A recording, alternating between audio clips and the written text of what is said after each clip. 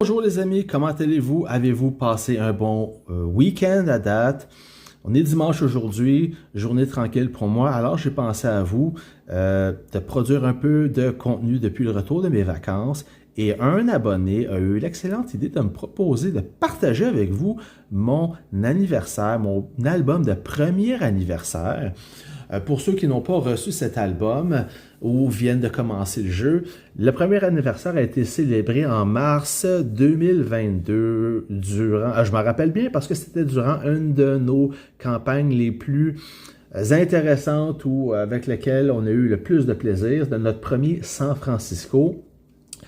C'était un événement spécial d'une durée de 2 semaines avec une peau de base, 2 peaux de base particulières, dont celle que vous connaissez avec le 2022 dessus, que j'ai réussi à obtenir. Quoi d'autre? Un événement spécial, beaucoup de récompenses, faire l'introduction de fer de lance et bien sûr l'album de premier anniversaire. J'ai trouvé ce geste qui m'a fait chaud au cœur, si je peux dire ainsi. Comme lorsque vous finissez ou graduez à l'école et vous recevez votre album des finissants, ça vous rappelle des souvenirs dont vous aviez oublié parce que le jeu évolue tellement rapidement qu'on ne se rappelle plus exactement quand on a commencé, qu'est-ce qu'on a accompli. Donc, j'ai trouvé ce geste très agréable. Alors, sans plus tarder, on va commencer la cérémonie.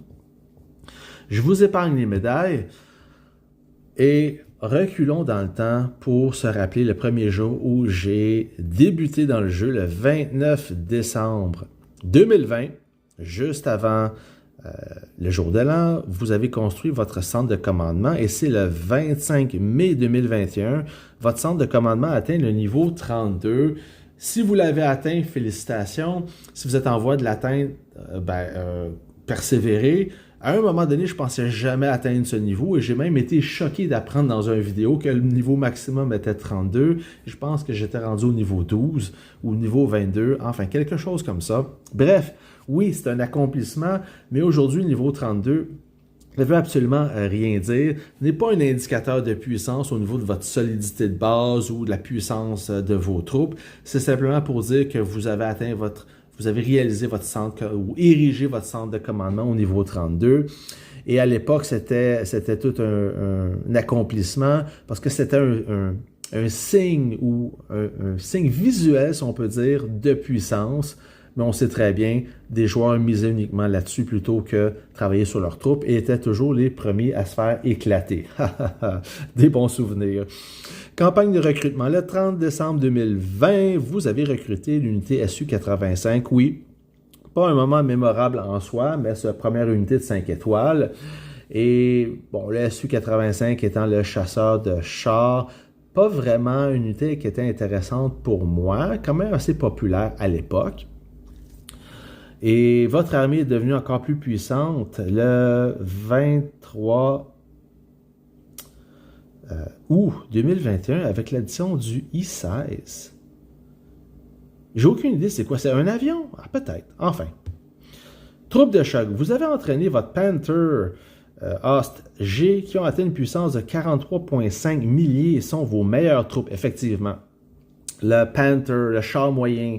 Pourquoi le char moyen? Selon moi, l'unité la plus universelle, la plus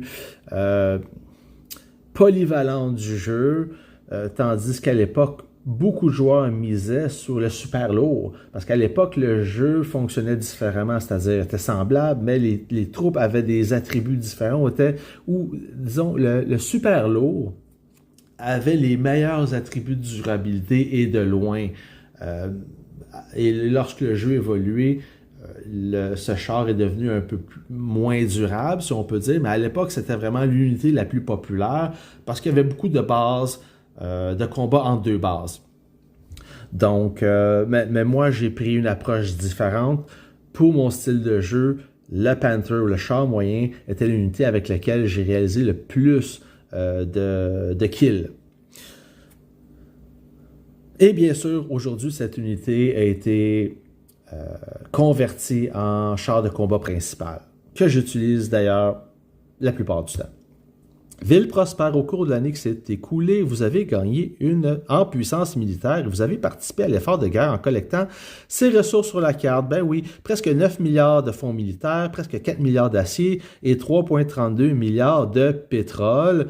Mes camions sont toujours en train de travailler, à part bien sûr quand que je fais dodo. C'est la clé pour évoluer, pour améliorer. Ça prend des ressources. Alors, vos camions ne doivent absolument pas chômer.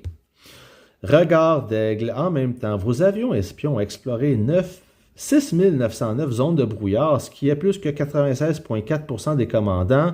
Ah, le brouillard. Hein, vous savez, on commence le jeu, on est en ville 1. On ignore un petit peu le reste de la carte, mais à force de découvrir le brouillard, c'est là qu'on voit l'envergure et le nombre de joueurs sur la même ville. Le brouillard ne va pas manquer. C'est ce que je détestais le plus au monde. Nettoyer le brouillard, envoyer les avions. Et en plus, à l'époque, les avions se comportaient de façon différente. On devait les envoyer manuellement et les contrôler en vol pour éviter qu'ils reviennent et qu'ils soient en attente. Ah, toute une corvée. Merci, c'est du passé maintenant et ça ne va pas me manquer. Déplumé, vous avez vaincu un total de 14,9 milliers de troupes de Raven atteignant niveau 45 et vous avez détruit 7835 bunkers de Raven atteignant niveau 11. Raven tremble à votre approche. Ben oui, alors les forces Raven, même si on combat contre d'autres joueurs, c'est toujours des missions à compléter. Ce tableau n'est plus à jour maintenant parce que à Moscou, à l'époque, on n'avait pas progressé beaucoup. On s'était fait bloquer. C'était pas une campagne on a obtenu du succès, mais aujourd'hui, on a bel et bien atteint le niveau maximal. Je pense que c'est 50 au niveau des troupes. Et les bunkers, ça va jusqu'à 13. Ce serait bien qu'il y ait des bunkers un peu plus puissants maintenant, qui donnent plus de récompenses. Qu'en pensez-vous? Officier d'élite, votre officier Jack Spanner a atteint le niveau 60 le 31 décembre 2020.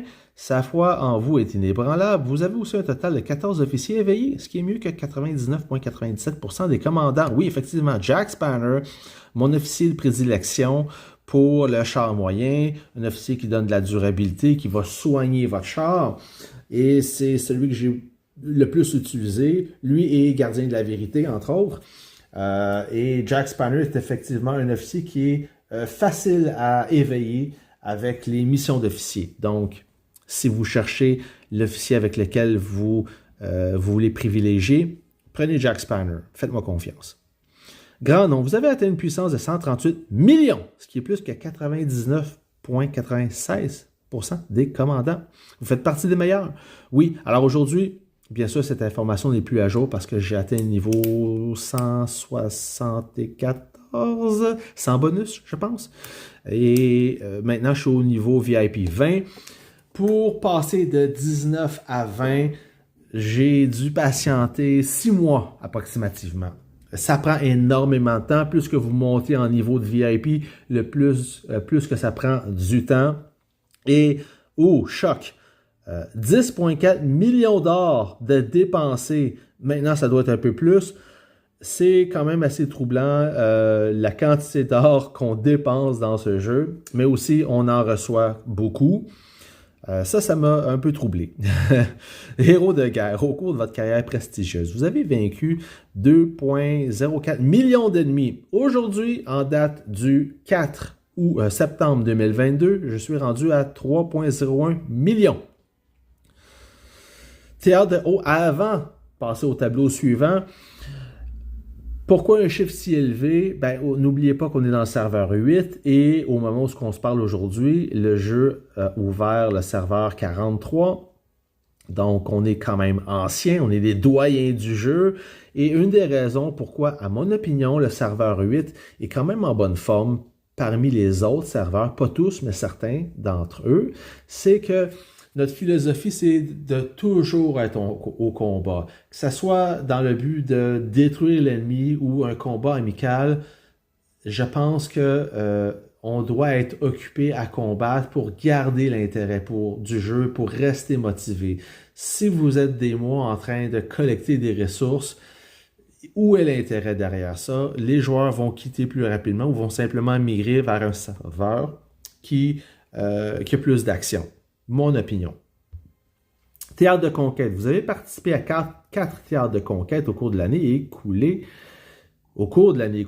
Et avez atteint le rang 8. Maintenant, nous avons terminé la 6e conquête et le meilleur classement, bien sûr, c'est la première position. À notre premier San Francisco, si ma mémoire est bonne. Bout en train, vous avez forgé des liens solides sur le champ de bataille. En particulier, vous pouvez compter sur votre amitié avec Cobra. Le 7 mars 2021, vous avez échangé 230 messages. Oui, Cobra était un des joueurs, ou est toujours le joueur, parce qu'il est toujours actif, un des joueurs avec lesquels j'ai échangé beaucoup de conversations. J'ai commencé avec lui au tout début du jeu en ville 1. On est passé en ville 2 et en ville 3. En ville 3, bon, peu de temps après, j'ai changé pour l'Alliance Mou, mais j'entretiens toujours des liens avec lui. Je sais, il est toujours actif. Et on était les 2 officiers à l'époque chez Colt. Donc, normal, on échangeait beaucoup de conversations. On est les 2 encore en vie. Il est toujours actif. Alors, c'est un point positif.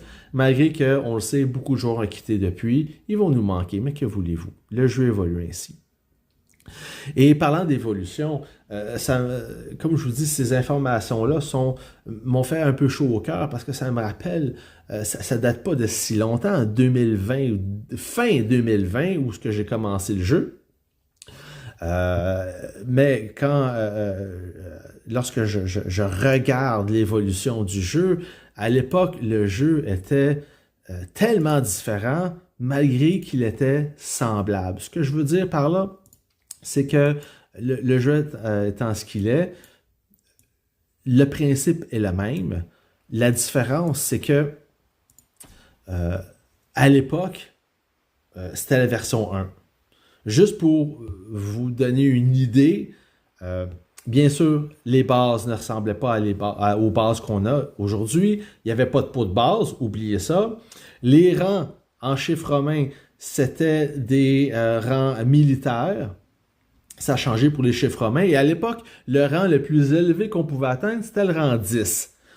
Mais le rang 10, on pouvait être au bas de l'échelle ou au haut de l'échelle. Il y avait une énorme différence. Donc, si on était au haut de l'échelle en rang 10, c'est comme si on était en rang 12 aujourd'hui.